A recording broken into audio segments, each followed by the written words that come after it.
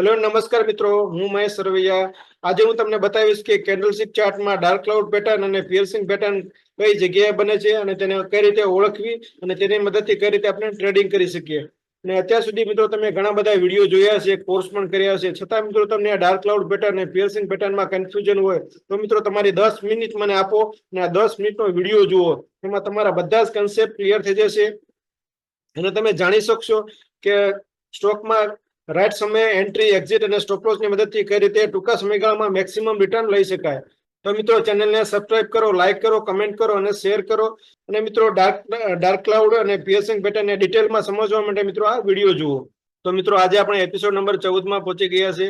તો સ્ટાર્ટ કરીએ મિત્રો પિયર્સિંગ પેટર્ન. તો મિત્રો તમે સ્ક્રીન પર જોઈ શકો છો કે એક સ્ટ્રોંગ ડાઉન ટ્રેન્ડ હતો. અચાનક જ મિત્રો એક ગ્રીન કલરની કેન્ડલ બને છે અને તે કેન્ડલ મિત્રો આગળની જે રેડ કલરની કેન્ડલ છે તેને 60 to 70% જેટલું એંગલ કરી જાય છે, એટલે કે આગળની કેન્ડલને ખાઈ જાય છે અને ક્લોઝ થઈ જાય છે. જ્યારે પણ મિત્રો આવી કેન્ડલનો સેટ બને તેને પિયર્સિંગ કેન્ડલ પેટર્ન કહેવાય.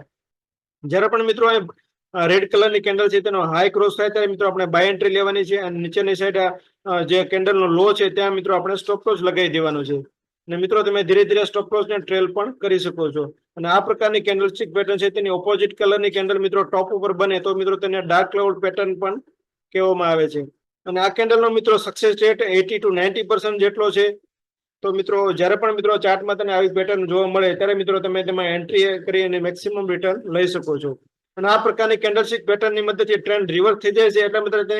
એટલા માટે મિત્રો તેને ટ્રેન્ડ રિવર્સલ પેટર્ન તરીકે ઓળખવામાં આવે છે. તો મિત્રો હવે આપણે થોડાના રિયલ એક્ઝામ્પલ જોઈએ તો તમારા વધારે કન્સેપ્ટ ક્લિયર થશે. તો મિત્રો તમે સ્ક્રીન પર જોઈ શકો છો કે અહીંયા એક સ્ટ્રોંગ ડાઉન ટ્રેન્ડ હતો. અચાનક જ મિત્રો એક ગ્રીન કલરની કેન્ડલ બને છે. તે મિત્રો આગળની જે રેડ કલરની કેન્ડલ છે તેને 70% જેટલું એંગલ કરી જાય છે, પૂરેપૂરું એંગલ કરતી નથી.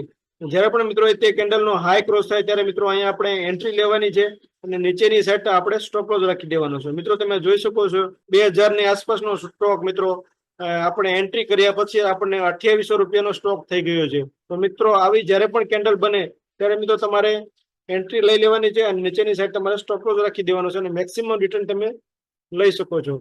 તો નેક્સ્ટ એક્ઝામ્પલ મિત્રો જોઈએ આઈસર મોટરનું. અહીંયા પણ મિત્રો તમે જોઈ શકો છો કે સ્ટ્રોંગ ડાઉન ટ્રેન્ડ હતો. અચાનક જ મિત્રો એક ગ્રીન કલરની કેન્ડલ બને છે અને તે 75% એટલે કે 70% જેટલું આગળની કેન્ડલને એંગલ કરી જાય છે. અને જ્યારે પણ મિત્રો નેક્સ્ટ ડે જ્યારે ગ્રીન કલરની કેન્ડલ બને અને આગળની જ્યારે બે કેન્ડલના હાઈને ક્રોસ કરે ત્યારે મિત્રો આપણે અહીંયા એન્ટ્રી લેવાની છે અને નીચેની સાઈડ આપણે સ્ટોપ લોસ રાખી દેવાનું છે. તો મિત્રો તમે જોઈ શકો છો કે અપ ટ્રેન્ડમાં આપણને ઘણું બધું રિટર્ન મળે છે અને ડાઉન ટ્રેન્ડ છે તે અપ ટ્રેન્ડમાં કન્વર્ટ થઈ જાય છે. નેક્સ્ટ એક્ઝામ્પલ મિત્રો જોઈએ અદાણી પોર્ટનો ડેઇલી ચાર્ટ. અહીંયા પણ મિત્રો તમે જોઈ શકો છો કે સ્ટ્રોંગ ડાઉન ટ્રેન્ડ હતો. અચાનક જ મિત્રો એક ગ્રીન કલરની કેન્ડલ બને છે અને 75% જેટલું તેનો એંગલ કરી જાય છે. નેક્સ્ટ ડે મિત્રો જ્યારે ગ્રીન કલરની કેન્ડલ બને અને આગળની જે બે કેન્ડલ છે તેના હાઈ ક્રોસ થાય ત્યારે મિત્રો તમારે અહીંયા એન્ટ્રી લેવાની છે અને નીચેની સાઈડ તમારે સ્ટોપ લોસ રાખી દેવાનું છે. અને મિત્રો તમે જોઈ શકો છો કે 180 રૂપિયાનો સ્ટોક 270 રૂપિયા થઈ ગયો.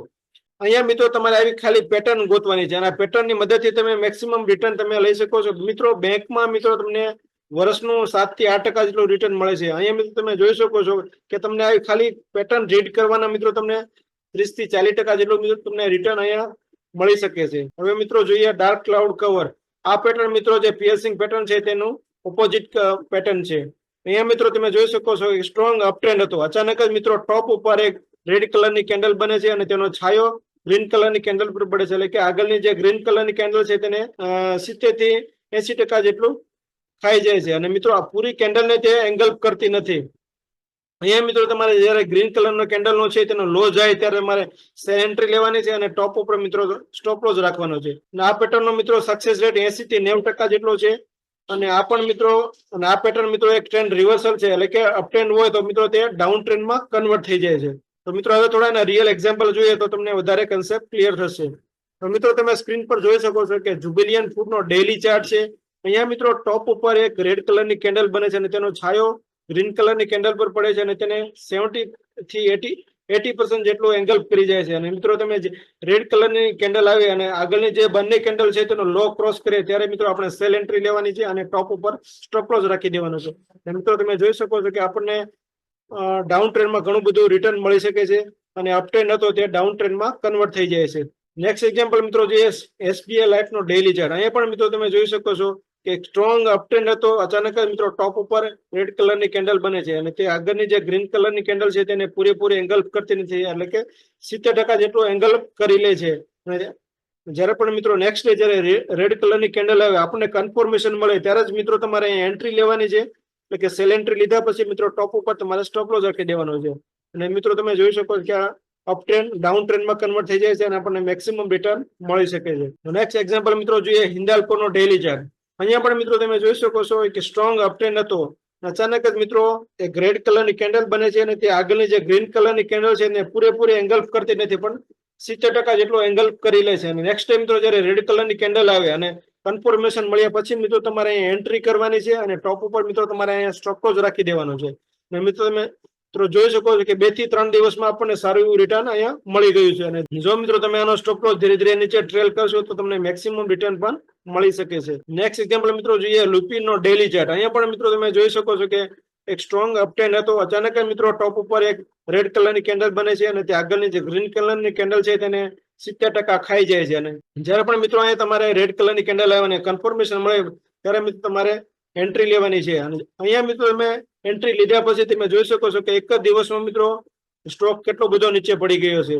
પણ જો મિત્રો તમે પ્રોસિજર ફોલો કરશો તો તમારી એન્ટ્રી નાખેલી છે તો તમને સેલ એન્ટ્રી મળી જશે અને તમને અચાનક જ મિત્રો ઘણું બધું એક જ દિવસમાં રિટર્ન મળી શકે છે. અને તમારે અહીંયા તમારે એક્ઝિટ કરવું તો તમે કરી શકો છો. અને જો તમે વેટ કરવા માંગતા હોય, થોડું વધારે રિટર્ન મેળવવા માંગતા હોય તો તમે વેટ પણ કરી શકો છો. તો મિત્રો આજના એપિસોડમાં આપણે જોયું કે પિયર્સિંગ પેટર્ન અને ડાર્ક ક્લાઉડ પેટર્ન એ ચાર્ટમાં કઈ રીતે બને છે અને તેને કઈ રીતે ઓળખવી અને કઈ જગ્યાએ મિત્રો આપણે રાઈટ એન્ટ્રી કરવી અને કઈ રીતે કઈ જગ્યાએ મિત્રો આપણે તેનો સ્ટોપ લોસ લગાવવો અને એ સ્ટોપ લોસ મિત્રો ટ્રેલ કરીને મેક્સિમમ રિટર્ન આપણે સ્ટોકમાંથી કઈ રીતે લઈ શકીએ તે મિત્રો આપણે આ વિડીયોમાં જોયું. જો મિત્રો તમને આ વિડીયો ગમતા હોય તો ચેનલને સબસ્ક્રાઇબ કરો, લાઈક કરો, કમેન્ટ કરો અને શેર કરો. તો મિત્રો મળીએ નેક્સ્ટ વિડીયોમાં. ત્યાં સુધી થેન્ક યુ વેરી મચ.